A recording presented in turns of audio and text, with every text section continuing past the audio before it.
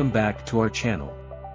Today, we're diving into a significant legal discussion about whether a trade union can be classified as an operational creditor under the Insolvency and Bankruptcy Code of 2016. This topic has sparked substantial debate and involves an intriguing case where the classification of trade unions and their ability to represent workers' dues is under scrutiny. Let's break down the case details and understand the court's decision. Summary: the case at hand explores whether a trade union can be considered an operational creditor under the Insolvency and Bankruptcy Code, 2016.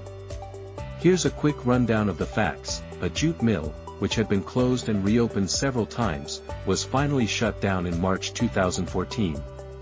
On March 14, 2017, a trade union issued a demand notice for outstanding wages owed to around 3,000 workers. The National Company Law Tribunal, NCLT, and later the National Company Law Appellate Tribunal, NCLAT, both ruled that the trade union could not be classified as an operational creditor. They suggested that individual workers should file separate claims. Arguments: Appellant's argument. The appellant's senior advocate argued that the trade union should be considered an operational creditor based on the provisions of the Insolvency Code and related statutes. They referenced a Bombay High Court judgment that supported the union's ability to represent its members collectively. Respondent's argument: the opposing counsel argued that trade unions do not directly provide services to the corporate debtor and, therefore, should not be considered operational creditors. They also claimed that each worker's claim is separate and should be filed individually.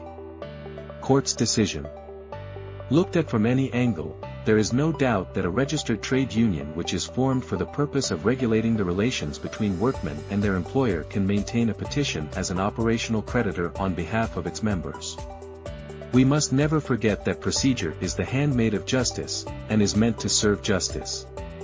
The court reviewed the definitions and statutory provisions under the Insolvency Code and the Trade Unions Act. It determined that a trade union, established under the Trade Unions Act, fits the definition of a person under the Insolvency Code and can indeed be classified as an operational creditor. The court emphasized that procedural rules should aid, not obstruct, justice. Consequently, the court overturned the previous judgments, allowing the trade union's claim to proceed as an operational creditor.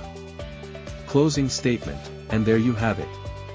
The court's decision reaffirms that trade unions can act on behalf of their members in insolvency proceedings, reflecting a broader interpretation of who qualifies as an operational creditor. This ruling emphasizes the role of procedure as a tool to achieve justice rather than a barrier.